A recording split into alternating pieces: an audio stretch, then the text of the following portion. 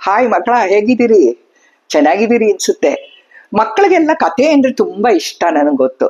ಅದಕ್ಕೆ ನಾನು ಇವತ್ತು ಒಂದು ಕತೆ ಹೇಳಬೇಕು ಅಂತ ಅನ್ಕೊಂಡಿದ್ದೀನಿ. ಕತೆ ಹೇಳಕ್ಕಿಂತ ಮುಂಚೆ ನಾನ್ ಯಾರು ಅಂತ ನಿಮ್ಗೆ ಹೇಳ್ಬೇಕಲ್ವಾ. ನನ್ನ ಹೆಸರು CS ಪ್ರಭಾವತಿ ಅಂತ, ನಿವೃತ್ತ ಮುಖ್ಯ ಶಿಕ್ಷಕಿ, ವನಿತಾ ಸದನ, ಮೈಸೂರು. ನಿಮ್ಗೆ ಒಂದು ಕತೆ ಹೇಳ್ತೀನಿ. ಕತೆ ಕೇಳಿ, ಗಮನ ಇಟ್ಟು ಕೇಳಬೇಕು, ಆಗ್ಲೇ ನಿಮ್ಗೆ ಕತೆ ಚೆನ್ನಾಗಿ ಅರ್ಥ ಆಗೋದು ಮಕ್ಕಳ. ಒಂದು ಗಣೇಶನ್ ಕಥೆಯಿಂದ ಶುರು ಮಾಡೋಣ ಇವತ್ತು.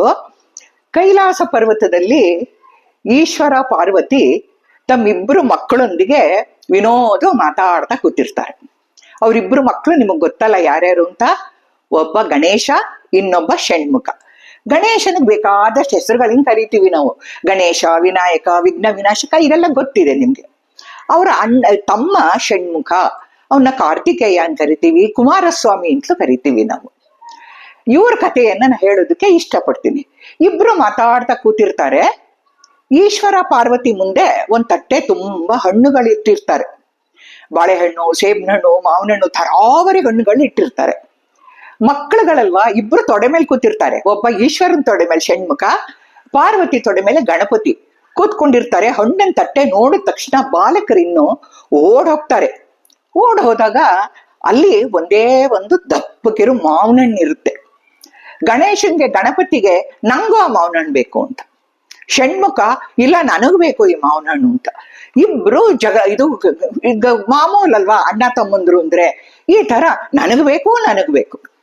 ಅಷ್ಟಕ್ಕೆ ಇವ್ರು ಏನ್ ಗಲಾಟೆ ಮಾಡ್ತಿದ್ದಾರೆ ಅಂತ ಪಾರ್ವತಿ ಇಳಿದು ಬಂದು ನೋಡಿದಾಗ ಹೇಳ್ತಾಳೆ, ಗಲಾಟೆ ಮಾಡ್ಬೇಡಿ, ಇಬ್ರಿಗೂ ಹಣ್ಣು ಕೊಡ್ತೀನಿ. ಒಂದ್ ಕೆಲ್ಸ ಮಾಡೋಣ, ಈ ಹಣ್ಣನ್ನ ಅರ್ಧ ಮಾಡ್ಬಿಡೋಣ, ನೀನ್ ಅರ್ಧ ತಗೋ, ಇಬ್ರು ತಿನ್ನಿ, ಯಾಕೆ ಹೀಗೆ ಕಚ್ಚಾಡ್ತೀರಿ ಅಂದಾಗ, ಇಲ್ಲ ನಂಗೆ ಇಡೀ ಹಣ್ಣೆ ಬೇಕು, ನಂಗೆ ಉಂಡೆ ಹಣ್ಣೆ ಬೇಕು ಅಂತ ಇಬ್ರು ತುಂಬಾ ಹಠ ಮಾಡ್ತಾರೆ.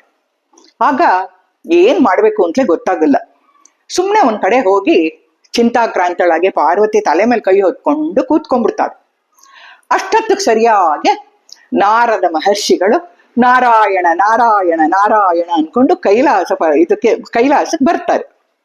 ಬಂದಾಗ ಕೇಳ್ತಾರೆ, ಅಮ್ಮ ತಾಯಿ ಜಗಜ್ಜನನಿ, ನೀನೇ ತಲೆ ಮೇಲೆ ಕೈ ಹೊತ್ಕೊಂಡು ಕೂತಿದ್ಯಲ್ಲಮ್ಮ, ಏನು ಚಿಂತಾಕ್ರಾಂತಳಾಗಿದ್ಯಲ್ಲ, ಏನು ನಿನ್ನ ಇದು ಸಮಸ್ಯೆ ಏನು ಹೇಳು ತಾಯಿ ಅಂದಾಗ ಪಾರ್ವತಿ ನಮಸ್ಕಾರ ಮಾಡಿ, ನಾರದ ಮಹರ್ಷಿಗಳೇ, ಏನ್ ಹೇಳಿ, ನಾನು ಎಂತೆಂತ ಸಮಸ್ಯೆನೇ ಬಗೆಹರಿಸ್ತೀನಿ, ಆದ್ರೆ ಇಲ್ಲೊಂದು ಪುಟ್ಟ ತೊಡಕುಂಟಾಗ್ಬಿಟ್ಟಿದೆ ಅಂದಾಗ ಹೇಳ್ತಾಳೆ ವಿಷಯವನ್ನ ನಾರದ ಮಹರ್ಷಿಗಳಿಗೆ. ನಾರದ ಮಹರ್ಷಿಗೆ ಕೇಳ್ಕೊಳ್ತಾಳೆ ಪಾರ್ವತಿ, ನೀವೇ ಏನಾದ್ರೂ ಒಂದು ಪರಿಹಾರವನ್ನ ಸೂಚಿಸ್ಬೇಕು, ಇದನ್ನ ಹೇಗೆ ಬಗೆಹರಿಸೋದು ಅಂತ ನನಗಂತೂ ಗೊತ್ತಾಗ್ತಿಲ್ಲ, ತ್ರಿಕಾಲ ಜ್ಞಾನಿಗಳು, ನೀವೇ ಒಂದು ಉಪಾಯವನ್ನ ಯೋಚನೆ ಮಾಡಿ ಅಂತ ಹೇಳ್ತಾಳೆ ಪಾರ್ವತಿ. ಆಗ ನಾರದ ಮಹರ್ಷಿಗಳು ಸ್ವಲ್ಪ ಹೊತ್ತು ಯೋಚನೆ ಮಾಡ್ತಾರೆ. ಇಬ್ರು ಬಾಲಕರನ್ನು ನೋಡ್ತಾರೆ. ಏನ್ ಮಾಡುದು, ಇಬ್ರಿಗೂ ಆ ಒಂದ್ ಹಣ್ಣಿಗೆ ಜಗಳ ಆಡ್ತಿದ್ದಾರೆ, ಒಂದೇ ಹಣ್ಣು ಬೇಕು, ಏನ್ ಮಾಡುದು ಅಂತ ಯೋಚನೆ ಮಾಡಿ ಇಬ್ಬರನ್ನು ಕರೀತಾರೆ. ಬಾ ಇಲ್ಲಿ ಗಣಪತಿ, ಷಣ್ಮುಖ ಬಾಪ ಇಲ್ಲಿ.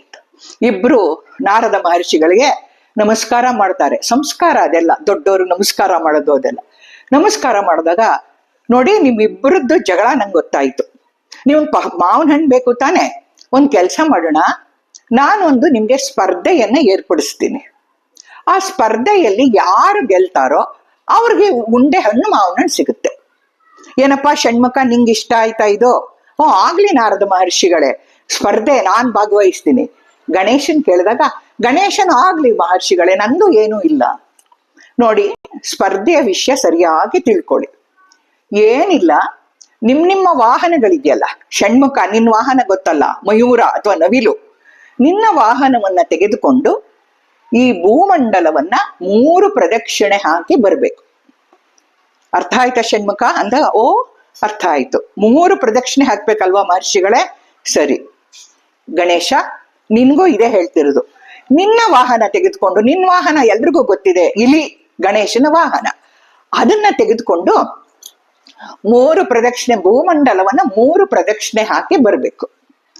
ಯಾರು ಈ ಸ್ಪರ್ಧೆಯಲ್ಲಿ ಫಸ್ಟ್ ಮೊದಲು ಬರ್ತಿರೋ ಅವ್ರಿಗೆ ನಾನು ಉಂಡೆ ಮಾವಿನ ಹಣ್ಣು ಕೊಡ್ತೀನಿ ಅಂದಾಗ ಏನೋ ತುಂಬಾ ಸಂತೋಷ ಆಗೋಗುತ್ತೆ ಇಬ್ರಿಗೂ.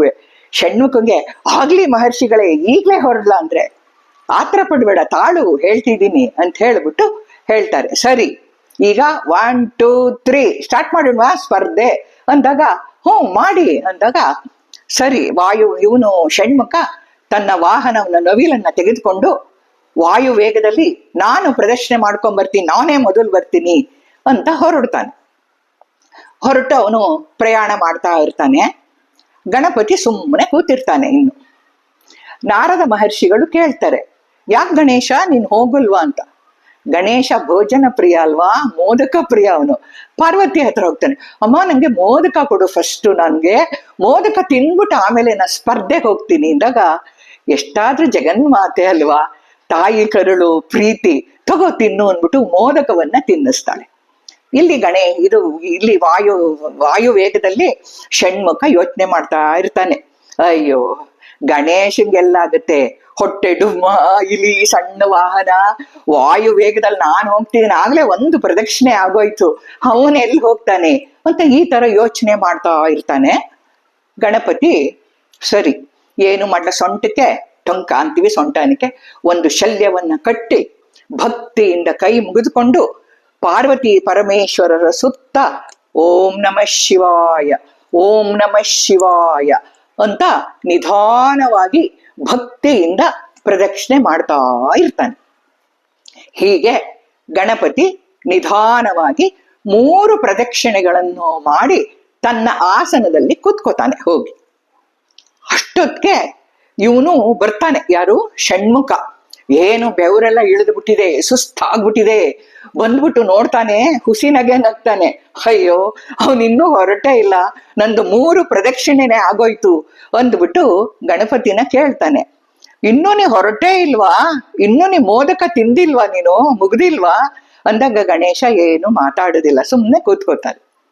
ಆಗ ನಾರದ ಮಹರ್ಷಿನ ಷಣ್ಮುಖ ಕೇಳ್ತಾನೆ, ನಾನೇ ಮೊದಲು ಬಂದಿದ್ದೀನಿ, ನನ್ ಪ್ರದಕ್ಷಿಣೆ ಎಲ್ಲ ಆಗೋಯ್ತು, ನನಗ್ ಕೊಡಿ ಇವಾಗ ಮಾವನಣ್ಣನ ಉಂಡೆ, ಮಾವನಣ್ಣ ನನಗ್ ಸೇರ್ಬೇಕು ಅಂತ ಹೇಳಿದಾಗ ನಾರದ ಮಹರ್ಷಿಗಳು ಗಣಪತಿನ ಕರೆದು ಕೇಳ್ತಾರೆ, ಏನಪ್ಪ ನೀನು ಭೂಮಂಡಲವನ್ನೇ 3 ಪ್ರದಕ್ಷಿಣೆ ಮಾಡು ಅಂದ್ರೆ ನೀನು ನಿಮ್ ತಂದೆ ತಾಯಿ ಸುತ್ತ 3 ಪ್ರದಕ್ಷಿಣೆ ಹಾಕಿ ಬಂದಿದ್ಯಲ್ಲಪ್ಪ ಗಣಪತಿ ಅಂದಾಗ ಗಣಪತಿ ಹೇಳ್ತಾನೆ, ಭೂಮಂಡಲವನ್ನ ಮಾತೃದೇವೋ ಭವ, ಪಿತೃದೇವೋ ಭವ, ಆಚಾರ್ಯ ದೇವೋ ಭವ, ತಂದೆ ತಾಯಿಗಿಂತ ಯಾವುದು ಹಿರಿದಾಗಿಲ್ಲ, ಇದೇ ಭೂಮಂಡಲ ಸಮಾನ ಇದು, ಅದಕ್ಕೆ ನಾನು 3 ಪ್ರದಕ್ಷಿಣೆ ಹಾಕಿ ಬಂದಿದ್ದೀನಿ, ನೀವು ಹೇಳಿ ನಾರದರೆ ಎಂದಾಗ ನಾರದರು ಷಣ್ಮುಖಂಗ್ ಹೇಳ್ತಾನೆ, ಹೌದಪ್ಪ ನೀನು ಹೇಳ್ತಾ ಇರೋದು ಸರಿ ಇದೆ. ಷಣ್ಮುಖಂಗ್ ಹೇಳ್ತಾರೆ, ಹೌದಲ್ವಾ, ನೀನು ಅರ್ಥ ಮಾಡ್ಕೊಳ್ಳಿಲ್ಲ, ತಂದೆ ತಾಯಿಗೆ ಸಾಟಿ ಯಾರೂ ಇಲ್ಲ ಅಂತ ಹೇಳಿದಾಗ ಷಣ್ಮುಖ ತನ್ನ ಅಣ್ಣನಿಗೆ ಸಾಷ್ಟಾಂಗ ನಮಸ್ಕಾರ ಮಾಡಿ, ಅಣ್ಣ ಈ ಸ್ಪರ್ಧೆಯಲ್ಲಿ ನೀನೇ ಗೆದ್ದಿರೋದು, ನಿನಗೆ ಈ ಮಾವನಣ್ಣ ಸೇರ್ಬೇಕು ಅಂತ ಕೊಟ್ಟು, ನೀನು ಏನಾದ್ರೂ ವಿದ್ಯಾಧಿಪತಿ, ನೀನು ಇಷ್ಟು ಜ್ಞಾನವುಳ್ಳವನಾದ್ರಿಂದ ಯಾವುದೇ ಒಂದು ಸಮಾರಂಭ ಆಗ್ಲಿ ಪೂಜೆ ಆಗ್ಲಿ ನಿನಗೆ ಆದ್ಯ ಪೂಜೆ ನಡಿಬೇಕು, ನೀನೇ ದೊಡ್ಡವನು ಅಂದ್ಬಿಟ್ಟು ನನ್ನ ಕಣ್ ತೆರೆಸ್ದೆ ಅಂತ ಹೇಳಿ ನಮಸ್ಕಾರ ಮಾಡ್ತಾನೆ. ಮಕ್ಕಳ, ಇದು ಪುಟ್ಟ ಕತೆ ಇರ್ಬೋದು, ಆದ್ರೆ ಇದರಲ್ಲಿ ತತ್ವ ಎಷ್ಟು ಚೆನ್ನಾಗಿ ಅಡಗಿದೆ ನೋಡಿ. ಮಾತೃದೇವೋ ಭವ, ದೇವ್ರ ಸಮಾನ, ಪಿತೃದೇವೋ ಭವ, ಆಚಾರ್ಯ ದೇವೋ ಭವ, 3 ಜನನು ದೇವರಿಗೆ ಸಮಾನ ಅನ್ನುವಂಥದ್ದು ಈ ಕಥೆಯಿಂದ ತಿಳಿಯುತ್ತೆ. ಹೇಗಿದೆ ಕತೆ, ಏನನ್ಸುತ್ತೆ ನಿಮ್ಗೆ ಮಕ್ಕಳ?